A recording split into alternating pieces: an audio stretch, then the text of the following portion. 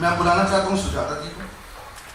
सुजाता जी हिंदी के पहले सामुदायिक स्त्रीवादी ब्लॉग चोखीरवादी से शुरू कर स्त्रीवादी आलोचना की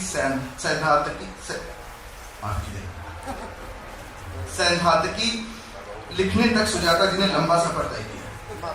उनके कविता संग्रह अनंतिम मौन के बीच और एक उपन्यास 1/2 प्रकाशित हो चुकी है। स्त्री विमर्श पर 2 किताबें, स्त्री निर्मित और दुनिया में औरत के अलावा आलोचना की किताब आलोचना का स्त्री पक्ष पर आलोचना का प्रतिष्ठित अवार्ड देवी शंकर अवस्थी स्मृति सम्मान प्राप्त हुआ है। कविता के लिए भी कई सम्मान और पुरस्कार उन्हें मिले हैं। पंडित रामाबाई की जीवनी विकल विद्रोहिणी पंडित रामाबाई हाल में प्रकाशित हुई। सुजाता जी।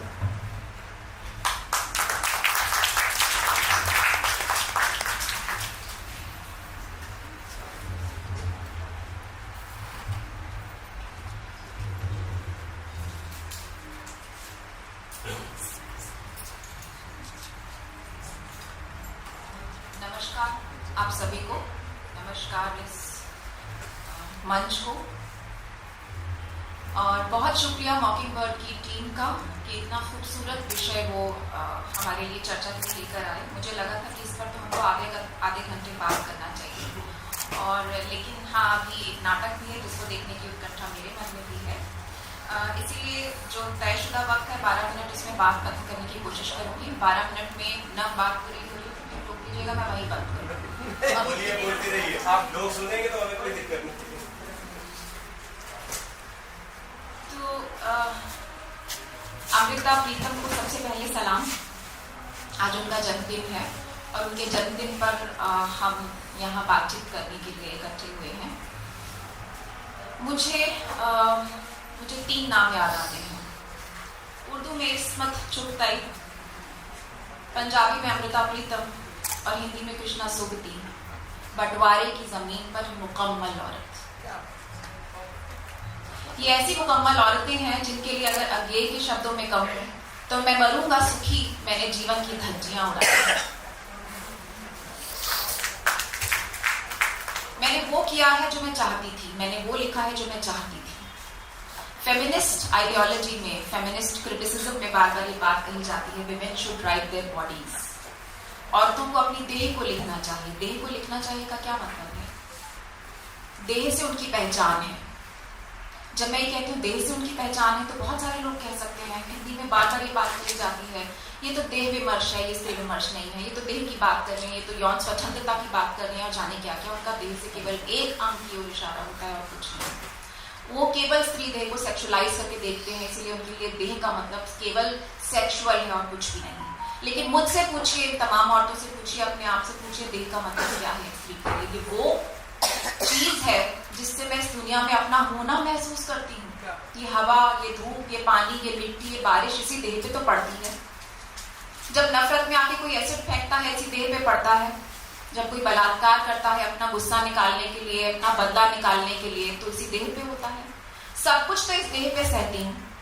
जिंदा रहती तो इस दुनिया में होने का मतलब इस देह से मिलता है। तो ये देह जो एक बहुत बड़ा साइट है, एक देह जो पूरा एक देश है, मुझे ये लिखना चाहिए। और इन औरतों ने, इन 3 मुकम्मल औरतों ने ये किया, बिना सोचे, बिना झिझके, बिना घबराए ये किया। इसलिए ये मुकम्मल औरतें हैं। मेरी ये पुरखिनें, इन तीनों को सलाम करती हूँ जिन्होंने हमें रास्ते दिखाए हैं। ये 3 पुरखिनें जिन्होंने बहुत सारे रास्ते साफ किए हैं, जिन्होंने वो तमाम चीजें झेली हैं जिनके बारे में शायद हम कल्पना कर सकते हैं, क्योंकि ऐसी बहुत सारी चीजें हम आज भी झेल रहे हैं। सेक्सिस्ट कमेंट्स, रूप रंग को लेकर टिप्पणियां, सेक्सिस्ट टिप्पणियां, लेखन से ज्यादा लिखे हुए में मैरिटल स्टेटस को ढूंढना, लिखे में आपका बेडरूम तलाशना, ये तमाम चीजें आज भी चल रही हैं। ये अमृता जी के साथ भी होती थी और तब भी वो खड़ी रही, तब भी वो डटी रही और वो लिखती रही जो वो चाहती थी। कहना मैं ये चाहती हूँ कि मुकम्मल औरत वो होती है जो अपनी कामना से बनती है। जिसमें कामना नहीं है वो मुकम्मल औरत नहीं हो सकती। कामना को माइनस कर दीजिए तो स्त्री बधिया हो जाएगी, उसकी सोच बधिया हो जाएगी, वो एक कंट्रोल्ड औरत होगी, वो एक नियंत्रण में बांध दी गई औरत होगी। और जब मैं ये बात कहती हूँ तो मुझे अमृता प्रीतम की रसीदी टिकट में वो पंक्तियां याद आती हैं जब वो कहती हैं कि जब मैं बड़ी हो रही थी घर में धार्मिक माहौल था, धार्मिक किताबों का माहौल था, पिता भी लिखा करते थे और वो भी भजन वगैरह सब लिखा करती थी। लेकिन जब वो युवा हो रही थी तो उनका प्रेम कविताएं लिखने का मन करता था। कितना सहज है एक युवा होती स्त्री में, एक जवान होती लड़की के अंदर कामनाएं भरना, अपने आप को लेकर, अपने भविष्य को लेकर, अपने सपनों को लेकर। लेकिन इसे वो क्या कहती हैं? इसे वो कहती हैं कि मेरा जो 16वां साल बीता जिंदगी का वो एक असफल प्रेम की कहानी है, और ये प्रेम किसी पुरुष से नहीं है, किसी आदमी से नहीं है जो कि हम हमेशा तलाशते हैं। जैसा महादेवी वर्मा के साथ हम बार बार करते हैं कि महादेवी वर्मा लिखती हैं तो हम तलाशते हैं कि इनके जीवन में प्रेम किससे प्रेम है।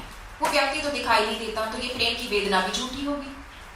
हम किसी उर्दू शायर से कभी नहीं पूछते कि जिस माशूका का जिक्र तुम हर शेर में करते हो, हर बात में कहते हो, माशूका कौन है। लेकिन क्योंकि स्त्री है और लिख रही है और अपने प्रेम पर लिख रही है, तो ये कुछ टैबू है, ये कुछ आपत्तिजनक विषय है। इसीलिए पता लगाना चाहिए। जो पता लगाने वाली खुराफाती सोच है ना स्त्री के लेखन में, ये बहुत भयानक है। पता लगाओ इसका प्रेमी कौन है, पता लगाओ ये किसके लिए ये अभिव्यक्तियां, ये उद्गार कर रही है, पता लगाओ इसकी वेदना आ कहां से रही है। तो बहुत लोगों ने कहा महादेवी वर्मा की वेदना ही झूठी है। वो प्रेम की कामना से स्त्री भरी हुई है। उस प्रेम की कामना से वो इतना भरी हुई है कि वो प्रेम उन तमाम औरतों तक विस्तृत होता है, विस्तारित होता है, जो वो अपने आसपास देख रही है, अपने युग में देख रही है, जो बंटवारे में, जो तकसीम की जमीनों पर वो देख रही है, जो बिलख रही है। जब वो आवाज लगाती है ट्रेन में बैठते ही उनके दिमाग में वो पंक्तियां आती हैं, आज अखा बारिश शाह तू कब्र विचों बोल, आज तू कब्र में से बोल। जब वो ये बात कहती हैं उसको कि देख, तू एक हीर के लिए तूने इतना लंबा चौड़ा काव्य लिख दिया था पंजाब की एक बेटी के लिए जब वो रोई थी, आज इतनी बेटियां दरबदर हो गई हैं, उनकी असमत लुट रही है, वो बर्बाद हो रही हैं, आज तो तुझे बोलना पड़ेगा। तो ये जो दर्द था ये उस कामना से पैदा होता है।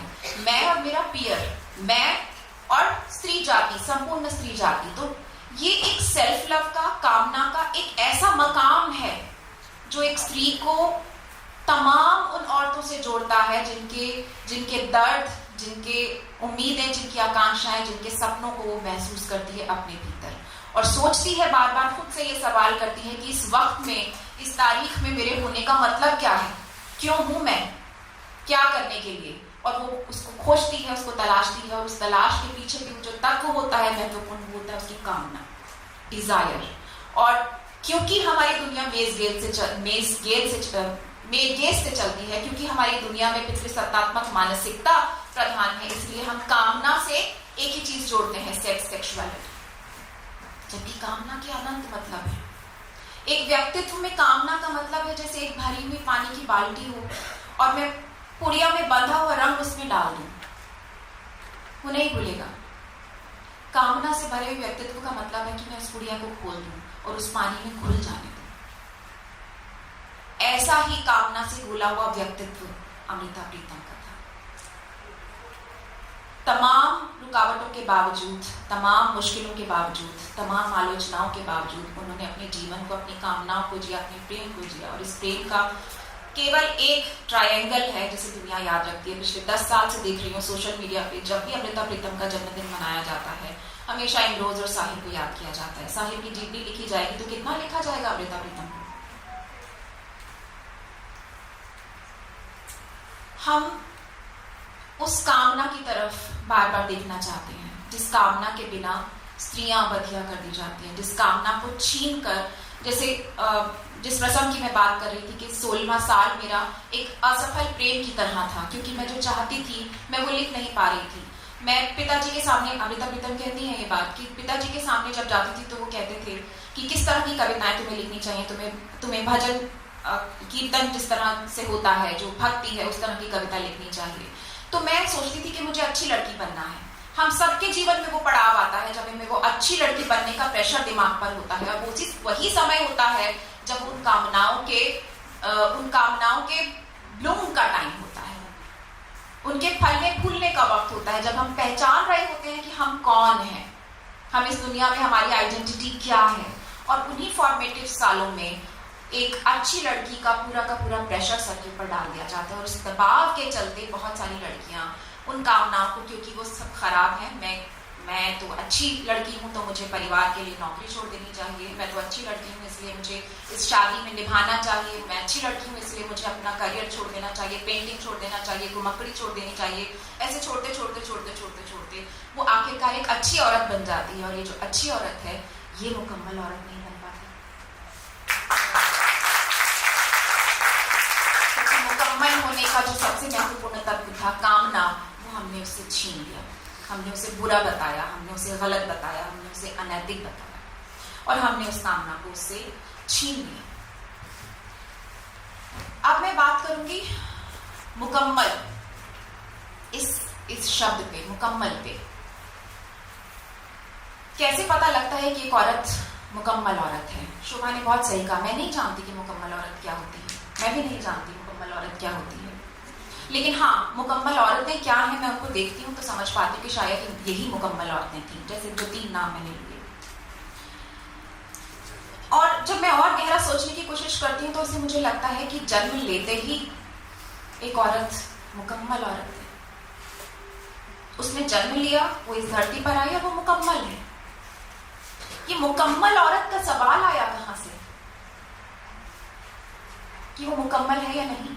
वो शायद यहां से आता है कि हम जन्म लेते ही एक लड़की को, एक बच्ची को, जैसे एक जिगसॉ पजल होता है जिसके बहुत सारे टुकड़े होते हैं और उनको जोड़ना होता है, ऐसे उस जिगसॉ पजल को उड़ा उड़ा के फेंक देते हैं। तुम लड़की हो, तुम्हारा काम किचन में है, तुम लड़की हो, तुम्हारी ये ड्यूटी है, तुम लड़की हो, तुम्हारे जेंडर को ऐसे कपड़े पहनना चाहिए, ये सब करना चाहिए, वगैरह वगैरह वगैरह। तुम लड़की हो लेकिन तुम इस कास्ट की हो तो उसके तौर तरीके ये हैं, तुम लड़की हो तो तुम इस धर्म से हो तो तुम्हारे तरीके ये हैं, तुम लड़की हो तो तुम कश्मीर से हो तो तुम मणिपुर से हो तो तुम कहीं से इतने सारे टुकड़ों में उसको बांट दिया जाता है और बांट के उसको उड़ा दिया जाता है पूरी दुनिया में कि पूरी जिंदगी इनके पीछे भागती रहती है। कहां कहां से वो अपने टुकड़े समेट लाए तो उनको जोड़े और वो एक मुकम्मल औरत बने। मास्टरपीस है पिंजर, अमृता प्रीतम का ये उपन्यास।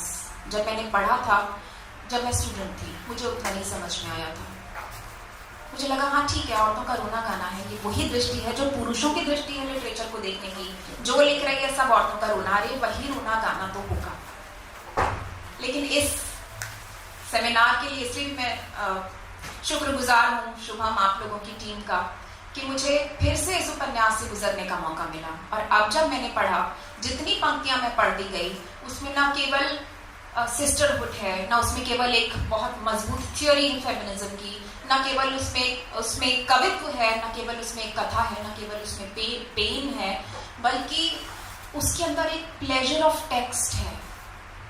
पंक्तियां पढ़ते जाते हैं, वो पंक्तियां आपको भीतर से पाठ का आनंद देती हैं, पढ़ने का आनंद देती हैं। कि कमाल की चीज थी। जैसे कहा जाता था ना कि पुराने जमाने की किताबों में या पुराने जमाने में इस तरह से कहा जाता था, अपने जीवन के सारे संचित पुण्यों का बल लेकर मैं तुम्हें ये वरदान देता हूँ या श्राप देती हूँ। तो हर लेखक के पास एक ऐसी छवि होती है जो सारे जीवन के सारे संचित पुण्यों का बल लेकर उसमें लिखी होती है और उसका पूरा का पूरा प्रभाव इसमें समाया होता है। पिंजर को मैं वैसी ही कृति मानती हूँ। और पिंजर के वो सारे पात्र देखिए जो मिलेंगे आपको उसमें। वो जो तारो है, जिसको अपने से बड़ी उम्र के एक व्यक्ति से ब्याह दिया गया है, मायके आती है और उसकी पूरों से अच्छी दोस्ती हो जाती है। वो जिस तरह से बड़बड़ाती है उन्माद में कि मैं एक वेश्या हूँ, क्योंकि मैं विवाह में सिर्फ इसलिए हूँ कि मुझे खाना और कपड़ा मिलता है। वो एक सवाल उठाती है बहुत जरूरी, जो हमारा भी सवाल है कि एक औरत को क्या सिर्फ कपड़ा और घर चाहिए जिंदा रहने के लिए? ये वहीं से उस कामना से जुड़ता है कि क्या सर पर एक छत, सिर्फ कपड़ा तन पे और क्या भोजन, सिर्फ इतना ही एक औरत की जरूरत होती है? तो ये वो सवाल उठाती है। वो कहती है कि मैं वेश्या हूँ क्योंकि मैं इसीलिए, क्योंकि मुझे खाना मिल रहा है इसीलिए मैं विवाह में हूँ, क्योंकि मुझे रहन सहन मेरा वो पालन पोषण कर रहा है इसलिए मैं विवाह में हूँ। तो मैं कुछ ले रही हूँ और उसके बदले में दे रही हूँ, तो मैं एक वेश्या हूँ। इस तरह से वो बड़बड़ाती है और पूरों को लगता है कि ये तो वही बात है जो मैं कहना चाहती हूँ। तो एक जिगसॉ पजल का टुकड़ा वो तारो है, एक टुकड़ा वो पगली है, जिसके बारे में अमृता प्रीतम लिखती हैं कि एक देह केवल एक पिंजर है, उस पिंजर में भी एक पिंजर है। कोई सोच नहीं सकता था कि इस पगली से भी कोई संबंध बना सकता है, इसका भी कोई रेप कर सकता है, और उसकी देह में भी अब एक और पिंजर पल रहा है। ये पिंजर में पिंजर है। तो वो एक पात्र है जो पगली है, एक और पात्र है जो लाजो है, जो उसकी भाभी है, एक और स्त्री है, एक और लड़की है जिसको वो बचा के लाती है और उस वापस उसके हिंदुओं के कैंप में उसको पहुंचाती है, उसको बचाती है। इसीलिए उपन्यास के अंत में वो लिखती हैं कि हर लड़की जो अपने ठिकाने पहुंची, समझना वो मैं ही हूं। यही वो बिखरे हुए पार्ट्स हैं जो जन्म लेते ही लड़की के बिखरा दिए जाते हैं। तुम इस धर्म से हो, तुम इससे हो, तुम ऐसे हो, तुम इस परिवार की, तुम ऊंचे खानदान की, तुम दलित, तुम वगैरह वगैरह वगैरह, और जीवन भर वो उनको तलाशती और जोड़ती चली जाती है।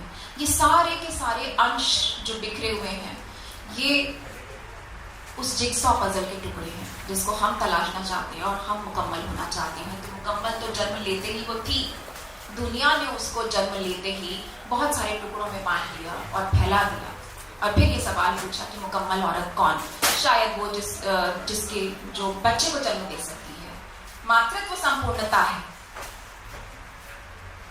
एक ऐसी लेखिका की किताब में है जिनको स्त्रीवादी कहा जाता है। कोई कहेगा शादी करना संपूर्णता है, कोई कुछ कहेगा, कोई कुछ कहेगा। तो फिर पहले आपकी संपूर्णता को छीन लिया जाए और फिर उसके बाद परिभाषाएं बनाई जाए कि ऐसे ऐसे ऐसे करोगे तो ये संपूर्ण औरत होगी। और फिर उन तमाम परिभाषाओं के पीछे दौड़ते दौड़ते दौड़ते दौड़ते एक दिन पता नहीं चलता कि कब हाथ से सब समय रेत की तरफ फिसल गया है। इसी मुकम्मल शब्द को लेकर मैं एक थियरी आपसे साझा करना चाहती हूँ। देखने के दो तरीके होते हैं, चीजों को देखने के भी दो तरीके होते हैं। आप उनको देखते हैं, प्रोसेसिंग करते हैं उसके दिमाग में। लोगों को देखने के भी दो तरीके होते हैं। आप सबको देखते हैं और उनकी उस देखने के बाद उसकी प्रोसेसिंग अपने दिमाग में करते हैं। एक होती है ग्लोबल प्रोसेसिंग, एक होती है लोकल प्रोसेसिंग। ग्लोबल प्रोसेसिंग मतलब संपूर्णता में देखना, जैसा अक्सर पुरुषों को देखा जाता है। लोकल प्रोसेसिंग होती है टुकड़ों टुकड़ों में देखना, जैसा अक्सर औरतों को देखा जाता है। लोकल प्रोसेसिंग में अक्सर चीजों को ऐसे देखा जाता है, चीजों को संपूर्णता में नहीं देखा जाता है। जैसे कुर्सी, आप जब कुर्सी खरीदने जाते हैं तो क्या देखते हैं? आप संपूर्णता में उसको बाद में देखते हैं। आप सबसे पहले देखते हैं कि इसकी लकड़ी कैसी है, इसका रंग कैसा है, इसकी गद्दी कैसी है, आरामदेह है या नहीं, इस गद्दी का रंग कैसा है, हमारे पन्नों से मैच करेगा कि नहीं। आप उसे टुकड़ों टुकड़ों टुकड़ों में देखते हैं। ये लोकल प्रोसेसिंग है। औरतों को देखने का तरीका यही लोकल प्रोसेसिंग का है। आप उसे टुकड़ों में देखते हैं, बाल कैसे हैं, आंख कैसी है, कमर कैसी है, बाकी शरीर के हिस्से कैसे हैं, बोलती कैसे है, वगैरह वगैरह वगैरह। और ये हमने नहीं शुरू किया, ये हम साहित्य में पढ़ते आ रहे हैं। नख शिख वर्णन,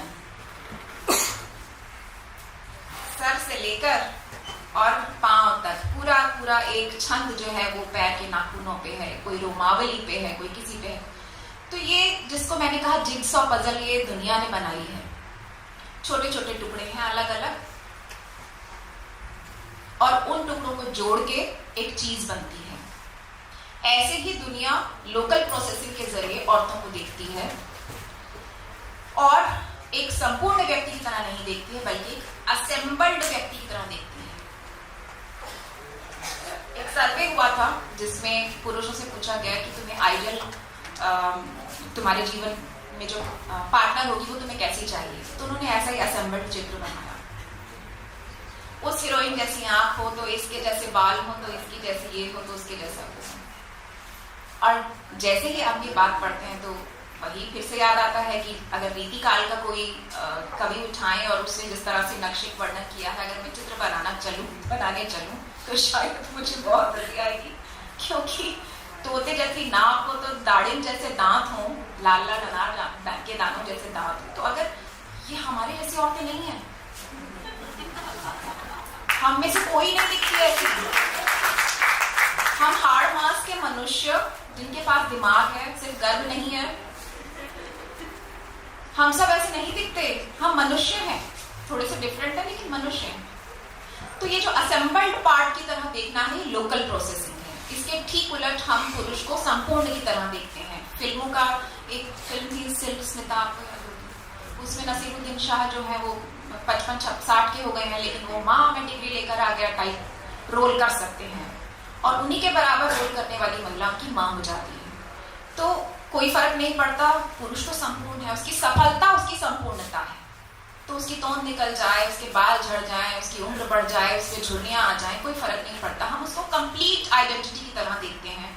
वो एक फिगर है, वो एक स्टार है, एक संपूर्ण व्यक्ति है। लेकिन वहीं कोई हीरोइन होती है तो हम उसको लोकल प्रोसेसिंग करते हैं और हम देखते हैं कि शादी के बाद थोड़ा ऐसे हो गई,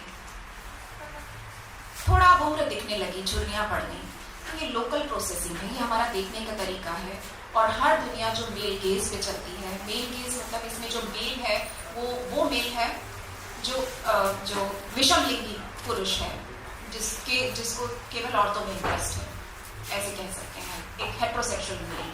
तो उसका जो नजरिया बनता है वो असल में पूरी दुनिया का मुख्य तौर पे वही नजरिया है। और उस नजरिए में औरतों की यही लोकल प्रोसेसिंग होती है और पुरुषों की वैसे ही ग्लोबल प्रोसेसिंग होती है। जब भी लोकल प्रोसेसिंग होगी तो ऑब्जेक्टिफिकेशन यानी वस्तुकरण अपने आप होगा, क्योंकि हम चीजों को ऐसे देखते हैं। असेंबल्ड कंप्यूटर आते थे ना पहले, हम कहते थे ये पार्ट यहाँ सस्ता मिलता है, तो नेहरू मार्केट जाते हैं तो वहां वो पार्ट सस्ता मिलता है और सारे पार्ट अपनी पसंद के आप जोड़ लेते हैं। आप ऐसी ही औरत को मुकम्मल कहते हैं, मैं नहीं कहता। ना कृष्णा सोक्ति कहती हैं, ना अमृता प्रीतम कहती हैं, ना इस्मत चुगताई कहती हैं। इनमें से कोई लेखिका के लिए ये औरत मुकम्मल औरत नहीं है, ये आपने बनाई है। हम इस मुकम्मल औरत की बात नहीं कर रहे। तीसरा पॉइंट जो मैं लेना चाहूंगी वो पॉलिटिकल है। अगर दुनिया में इतिहास औरतें लिख रही होती तो मर्दों को पता चलता कि शांति से महत्वपूर्ण चीज कोई नहीं है।